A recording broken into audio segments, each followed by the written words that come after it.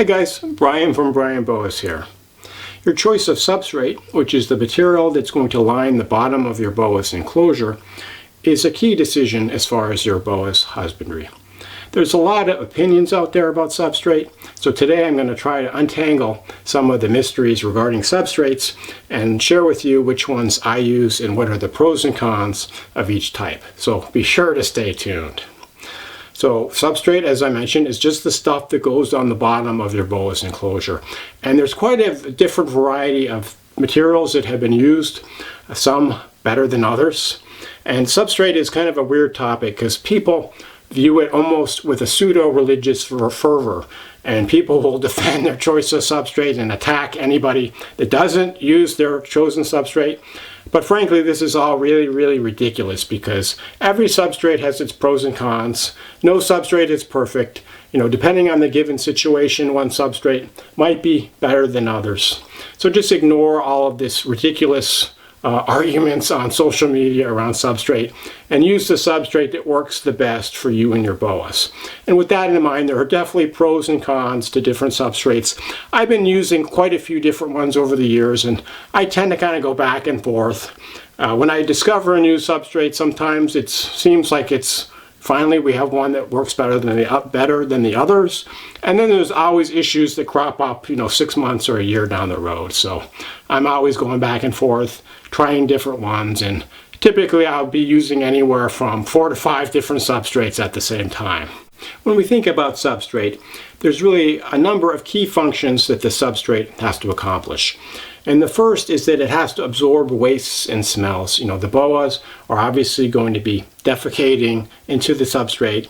So you want something that's going to be hygienic and it's going to absorb the waste in a manner that's relatively easy to deal with and clean up. The next function is that it's going to provide a foundation for your Boa. Your Boa is going to many times lie on the bottom of the cage on top of the substrate. And some substrates just work better as far as the health and well-being of the Boa. They just feel more safe and secure resting on top of some substrates than others. Some substrates are better at transferring heat, so as far as the thermal regulation of the Boa, some substrates are better. Which brings us to the third function of the substrate. The substrate should contribute to your Boa's health and work with your overall husbandry. So it's a piece of the husbandry puzzle that contributes to the positive maintenance and breeding of Boas in captivity. You want something that kind of makes sense given your other husbandry choices. And then lastly, we have the aesthetics. You want a substrate that you're going to enjoy looking at, that you can be proud of. You're going to look at the cage, you're going to see the Boa in there, and you're going to enjoy the aesthetics provided by the given substrate. For example, if you had a naturalistic looking vivarium, obviously you'd want a substrate that looks somewhat natural. You wouldn't want something like paper towels or newspaper on the bottom of the cage because you're going for the natural look. On the other hand, you might want kind of a more industrial looking setup with non-natural accessories, and in that case you might be perfectly acceptable with something that looks completely unnatural as long as it contributes to the health and well-being of your Boa. There's a few other characteristics that make an ideal substrate. The first is that it's inexpensive and that you can afford it, and that it works given your particular budget, all other things being equal regarding your snake's well-being and optimal husbandry. The next ideal thing is that it should be easy to change. Some substrates are just easier to change than others. And if a substrate's not easy to change given your particular cage situation, you probably want to find a substrate that's going to be easier to change. The third is that it's long lasting, and some substrates definitely last longer than others. Some substrates, the Boa relieves itself on it once. You have to change the entire substrate, clean out the cage, the whole 9 yards. Other substrates, you can replace just part of the substrate, and you can stretch the life of the substrate out longer. So, the given life of a substrate between complete changes can be anywhere from a few days up to a month or two, depending on the given substrate. And I'm going to talk about that more when I get to the specific substrates. Next, you want something that's going to be safe, not just for the snake, but for the owner as well. And some of the substrates have a negative effect of producing a lot of dust. And breathing in this dust can be really, really bad for your lungs as well as for your snake. So I would strongly recommend not to use substrates with a lot of dust. Other substrates can be accidentally ingested by your snake and cause damage to its GI tract and or mouth. So that's another thing you want to look out for. But you just want to keep in mind that the substrate should not be damaging either the boa or the owner of the boa. And then lastly, you want a substrate that should be easy to dispose of. Ideally, it should be compostable, and you can ideally compost it in your own yard so you don't have to put it in the garbage and have energy wasted trucking it off to a landfill. So with that in mind, I'm going to examine some of the different substrates and comment on how well they fit this ideal substrate profile. Before getting to the specific types of substrate, I just wanted to mention there's really two main categories of substrate used for boas. There is a particulate or wood-based substrate, like these cocoa chips and orchid bark, and then there's a paper-based substrate like paper towels and newspaper. And both paper-based and particulate substrates have definite pros and cons. So you want to evaluate the pros and cons and see how they fit into your given situation when deciding on which type to use. First, the paper-based substrates, and two of the most commonly used are newspaper and paper towels. And these are pretty basic, inexpensive items that are pretty easy to get. Newspaper, ideally, you'll get for free. You can stockpile a lot of it and have it ready to go for your boas. Paper towels are typically better for baby boas, a little less dirty and a little softer than the newspaper. Newspaper obviously is not a good choice as far as aesthetics. Most people don't like the look of it. Boas also don't always like to sit on it because it's kind of slick, especially the true red tails. If you put a true red tail on newspaper, they're going to be thrashing all over trying to grab onto something. So if you do use newspaper, I would recommend that you use lots of cage furniture like cork bark and branches, things with a rough texture that the boa can grab onto. But newspaper's easily available. Hopefully you're not going to buy the cannabis. Living in Northern California, you just can't avoid these ads. But I don't think the boas really mind. They probably don't mind the look of the newspaper. They just mind the texture is kind of not very rough, and doesn't make them feel very safe sitting on top of it.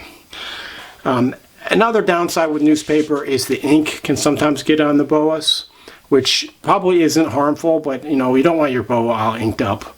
So, not a good look on your boa. One of the main advantages with these types of paper-based substrates is they're pretty easy to replace. If your boa relieves itself on the substrate, you just take it out and you put in a whole new sheet of the substrate to line the bottom of the enclosure. And you don't get all these wood chips all over the place and all this dust and things like that. But they're really not very absorbent. So basically, if your boa relieves itself on the paper-based substrate, you're going to have to replace the whole thing. So you're going to have to look at changing these typically at least once a week, sometimes even more than that. Every time your boa dirties up the cage, you got to change the entire piece of the substrate. They're also pretty easy to dispose of. I would recommend just composting them in your backyard if you can do that, because you don't want to take up all the space in the trash, because this dirty newspaper can pile up pretty quickly. And I do use newspaper on some of my boas. I find it better for breeding boas because things can get pretty hot and heavy during a boa breeding trial, and I don't want the substrate getting all caught up in their nooks and crannies, so to speak. I find that the paper-based substrate is a little bit safer for my breeding boas, also easier to change. Paper towels, I've heard stories where baby boas have ingested the entire paper towel, leading to their demise.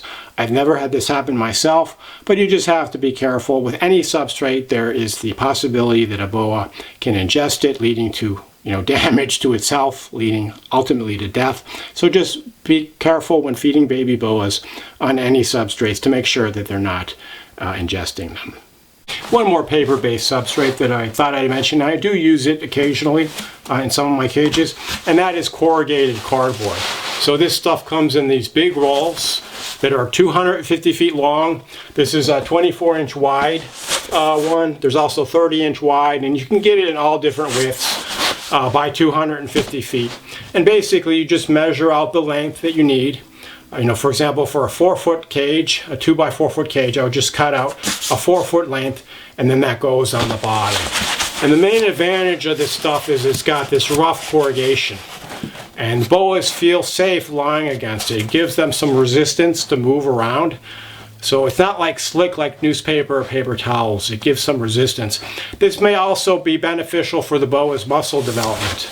It's got that resistance when it's moving around, which leads to, better muscle health.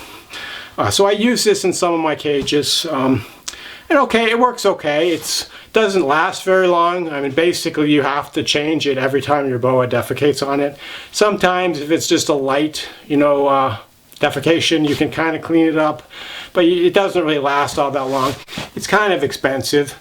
This 250-foot roll, when I cut it into 4-foot lengths, each length costs something like about $1.50 or so. So if you're going through it every week, that kind of adds up compared to some of the other substrates that last a lot longer.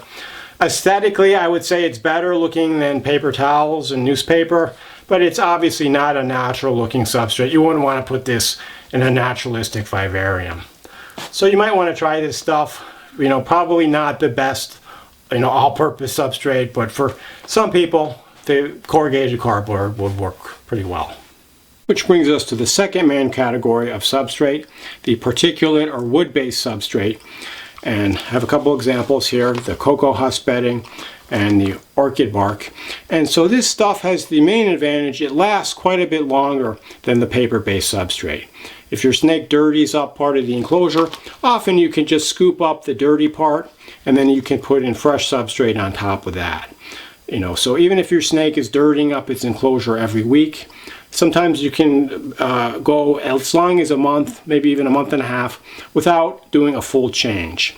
And this cuts down a lot on your labor. So if you have, like for example, a large collection of snakes, you're going to spend less time replacing this stuff than you would spend replacing the paper-based substrate. That being said, it is harder to replace. When you do a full change of the particulate substrate, chances are you're going to maybe need a vacuum cleaner, you're going to need a dustpan and brush, and this stuff gets all over the place.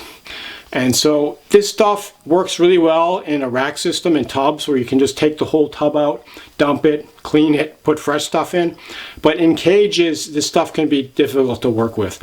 I've got some sliding glass fronted cages from Animal Plastics, and I've used this stuff, and it gets all up into the track where the glass slides, and you have to kind of brush it out and use a vacuum cleaner. It's also really a pain to get out of the cage, so it's a lot easier in those cages just to use a paper-based substrate like the corrugated cardboard. The other issue with this stuff is there's always the risk that your boa is going to ingest it. Often boas will bury themselves in the substrate, and while it's really good for their mental health, they can get it lodged in their mouth. Sometimes it can even cause mouth rot or stomatitis. You have this infection starting from the abrasion from the substrate, so something to look out for. And then there's the disadvantage that the snake can end up swallowing it with its food, and it can get stuck inside it. And I've never had anything bad happen in this regard, but I've heard stories about boas and other snakes that have died because they've ingested a massive amount of substrate. So something to be on the lookout for. Other advantages of these particulate substrates is most people would agree that they look better, more natural than the paper-based substrates. In general, they control the smell better. They can absorb some of that funky smell from your snake's waste, and they provide a rough surface which stimulates your boa's muscles. One more disadvantage, and we're kind of skipping back and forth between the advantages and disadvantages, is that these substrates can be very dusty depending on the brand that you use.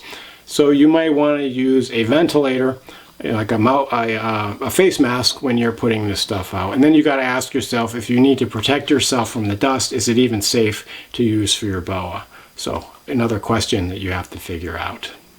So with that in mind, the first of these particulate substrates that I want to talk about is the cocoa husk bedding. And this stuff is actually a material called cocoa coir. And what the coconut coir is the outer shell between the hard surface of the nut and the outer husk. So basically this stuff is just collected and ground up. And this used to be a waste product, but people have figured out it works really well as a soil amendment and as a substrate for different pets. And so this particular kind, you can see, has this spongy pith in the wood pulp. It absorbs a lot of water. It holds humidity really well. It's the best substrate as far as holding humidity. And the boas like it. They like to burrow in it and makes them feel really nice and safe sitting on top of it. It's also relatively aesthetically nice looking. Has a nice smell to it. You know, not too strong, kind of organic smell. And so overall, it's a pretty good choice. And I use this in probably around 2/3 of my enclosures at this point. I started using it a couple years ago. When I first started using it, I really liked it. Since then, I've seen that there are some disadvantages that you have to weigh when you're deciding if you want to use it or not. But it actually comes in this block. And so this brand is the Pro Coco brand. And so the block is about 10 pounds. And this particular block you have to reconstitute by soaking in water. Typically I soak each block in about 1.5 gallons of water. And it supposedly makes 2 cubic feet of the bedding, which is enough for about 4-foot cages, 4x2-foot cages, or about 5 of the my big Vision tubs, my 30x40-inch Boa tubs. And that's when I put it about maybe 1/2 inch thick, not too thick. But it's kind of a pain to soak this stuff. You got to soak it ahead of time. You got to add just the right amount of water. And sometimes you add too much water and the stuff's really wet. And you know, the cage, the inside of the cage kind of fogs up. But then if you don't add enough water, it's got clumps in it. So a little bit of a pain. It's also relatively expensive given, you know, compared to some of the other substrates. But the big advantage is it lasts a long time. I mean, this stuff you can go about 1.5 months, maybe even 2 months. If you just take out the waste products and you clean up the dirty part, typically the rest is going to be okay. You just have to replace a little bit at a time, and then every month or every other month at the very least, you should just replace the whole thing and start with fresh bedding. And the boas like to lie on top of this stuff. It looks pretty nice. Often they burrow into it, and it will maintain the humidity. And it, you know, if you have a boa that has shedding issues, putting it on top of this should definitely help out. This stuff is also relatively mold resistant. I haven't seen much mold. You know, other substrates mold very easily. Sometimes if there's, you know, a piece of poop that's buried in there that you don't see and it gets kind of wet, that will form this kind of area that kind of molds. So in that case, you have to scoop everything out all around there and just put fresh stuff in. But in general, it doesn't mold nearly as much as some other substrates. One thing I have noticed though is that this stuff attracts these little flies that are known as fungus gnats. And it's really weird because I'd heard about this from other YouTubers and I'd never seen it myself. And then I experienced an infestation a few months ago, and it was only in one of my enclosures. So one of my boas had pooped and it was kind of buried in there. And I inadvertently didn't see it when I was cleaning out the enclosure. And somehow these flies got in there. And then within a day, there were like dozens, if not hundreds of them in this one enclosure. And it was weird, and I was worried that these things were going to infest my other enclosures. So I thoroughly cleaned everything out and put in fresh substrate. But then it was gone, so they didn't infest the other enclosures. But for some reason, these little flies get attracted to this substrate. And they're not harmful to the boas, but they're kind of a nuisance, and you don't want to see bugs when you're using the substrate. Another thing that I've noticed sometimes with this stuff is you see these little tiny, I think they're some kind of a crustacean or springtail or something. And some people confuse them with mites. But for some reason, I don't know if they come with the shipment, but you see these little tiny, almost microscopic little bugs moving around. And they don't appear to have any harm to the boas. These aren't mites or something that's going to suck the boa's blood. And I think they're decomposing the old waste products that build up. And somehow they come in with the blocks of the substrate. But, you know, if you don't want these little bugs in there, using this stuff might be a disadvantage. But, you know, when I've seen them in there, it hasn't caused any harm to my boas, so I don't really worry about it. A similar substrate is known as orchid bark or cypress bark, and this stuff you can get at your local garden supply store or even your local hardware store. It comes in different sizes, so depending on the size of your snake, you can get much smaller pieces or larger pieces. Typically you want the smaller, medium-sized pieces. And this stuff has a lot of the same advantages as the cocoa husk. It lasts a really long time. It's got kind of a nice smell. It's kind of natural, organic looking. This orchid bark isn't quite as absorbent, so it's not going to maintain quite the same level of humidity as the cocoa mulch, but in general it will maintain a high humidity. I haven't had any issues with ingesting it for my boas, but that's always a risk. And the cypress mulch is also less dusty and easier to change than the cocoa chip, so that's another advantage for the orchid bark. One more wood-based substrate that I don't use, and I've used in the past, but I don't recommend it, and that's aspen bedding. So you can get this shredded aspen, and a lot of people would use this stuff as a substrate for boas and other reptiles.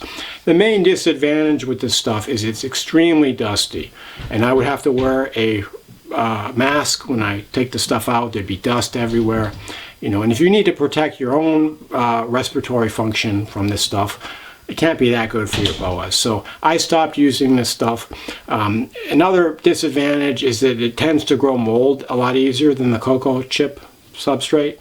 So in general, I would not recommend using the aspen as a substrate for your reptiles. And I also wanted to mention a couple different types of substrates that used to be used in the past, like the distant past back in the 80s when I was a kid. But I would not recommend these, and I don't even think you can get them anymore. And the first is corn cob bedding. So basically it's just shredded corn cob. They're these little wooden granules. And although it does look aesthetically pretty nice, the main disadvantage is the stuff molds really, really easily. If a snake tips its water dish over and the stuff gets wet, you got a big mold garden. In addition, the stuff tends to get caught up in snakes' mouths when they're burrowing through it, which, as I mentioned, can lead to mouth rot or stomatitis. So you want to avoid this stuff, although I don't think it's even available anymore. And then a couple other things to avoid are astroturf. And back in the 80s, you could buy sheets of astroturf pre-cut to different fish tank sizes as a substrate for your reptiles. But this stuff does not work well at all. It doesn't absorb anything, and it gets all shredded up over time. I've even seen lizards which have ingested the stuff. Really not something you want to use. You also don't want to use indoor-outdoor carpeting, which I've seen people use in the past. And I remember back in the 90s, I had a buddy with monitor lizards, and he used this carpeting as a substrate. And the monitors would always lose toes because the claws would get stuck in there, and there were little fibers that would kind of constrict around the toes, cutting off the circulation, and they would lose the toes. So avoid this indoor-outdoor carpeting. Although honestly, I don't think they even sell this stuff anymore, at least not as specifically for a reptile substrate, although you could probably buy it, that's being sold for other applications. So as we've seen, there's a lot of substrates. Some have advantages over others. There's no perfect substrate, and you're going to have to evaluate different substrates with your particular husbandry and figure out what works best for you and your boa. And it's pretty inevitable that new substrates will come out in the future, and some of them might be better, some of them might be worse. We'll just have to see. But I urge you to try different substrates and figure out what works best for you, and ignore some of the chatter on social media from people who are fanatical about their given substrate. As always, shoot me any questions or comments you might have. If you want to comment on what your favorite substrate is or what has worked or not worked for you, I'd really appreciate it if you'd write it below so everyone can see and benefit from your experience. Thanks for watching, and enjoy your boas.